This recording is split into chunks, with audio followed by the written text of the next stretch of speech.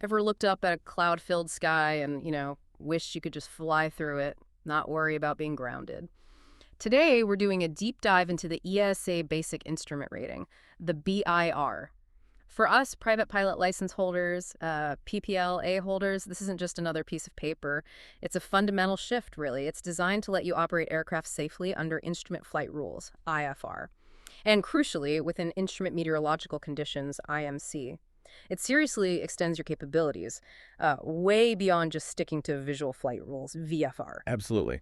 And what's really interesting about the BIR is how, well, modern it is. It's a competency-based way into instrument flying. It's not just some watered-down airline rating, not at all. It's actually purpose-built for, real private pilots like you, Yeah. flying typical GA aircraft in real-world weather. Competency-based, right. So less focus on just logging hours. Exactly. The focus isn't just hitting a number. It's about proving you can actually do the critical stuff. You train and get assessed on showing real skill. That can make the whole learning process feel much more efficient and tailored to what you already know. That makes sense. And that distinction that it's designed for us, for pilots flying for passion, maybe a bit of utility, that's where it feels genuinely useful. Our sources really highlight how the BIR fills this big gap. PPL theory is essential, but sometimes maybe a bit basic for tricky weather. But then the full IR theory, well, that can feel like overkill for a lot of GA flying. That's it, precisely. Hits that sweet spot.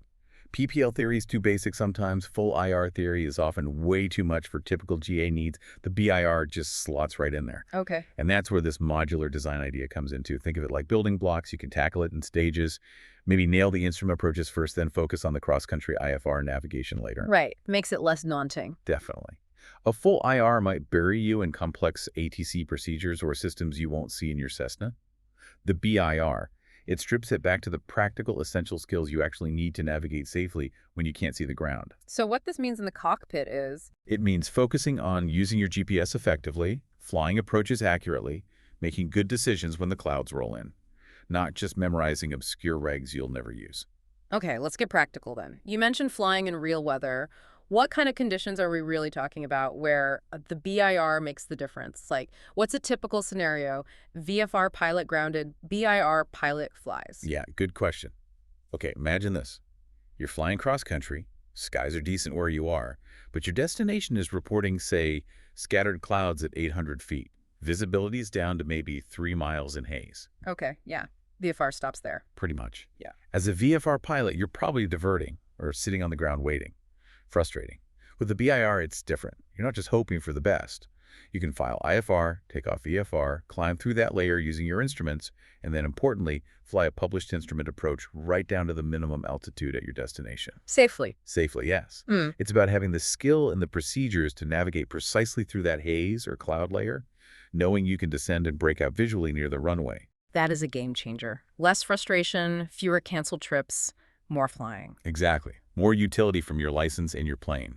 I think there's this common idea, maybe a misconception for PPL holders, that IFR is only for, fancy, complex planes or career pilots. How does the BIR tackle that? Oh, it smashes that idea completely. The BIR makes it crystal clear. Instrument flying isn't some exclusive club.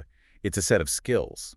Accessible skills if you put in the focused effort. For instance, the training leans heavily on things you likely already use. GPS, modern avionics, stuff you find in most Cessna 172s these days. So familiar territory for many. Right. What examiners are looking for is proficiency with those tools, practical skills, not, reciting regulations about systems from the 1970s. For the test, and more importantly, for flying safely in the real world, the goal is simple. Maintain control. Navigate accurately, communicate clearly, even when you can't see much outside. Building confidence, not just collecting ratings. That's the core of it, confidence based on real competence. So wrapping this up, what does this all really mean for your flying, for the listener? Getting the BIR, it really boosts your operational capability, doesn't it? It empowers you to fly safely in a much wider range of weather, handle more complex airspace than just sticking to VFR. It genuinely opens up new possibilities, more destinations, more flexibility with your GA aircraft. It really does. This deep dive, I hope, highlights a significant opportunity for PPL holders. It's about expanding your horizons, flying safely and confidently in more conditions. So maybe the question to leave you with is this. How could getting this qualification, actually change your flying. Think about the trips you could finally make, the places you could reach without being stopped by just a layer of cloud. Makes you think, doesn't it?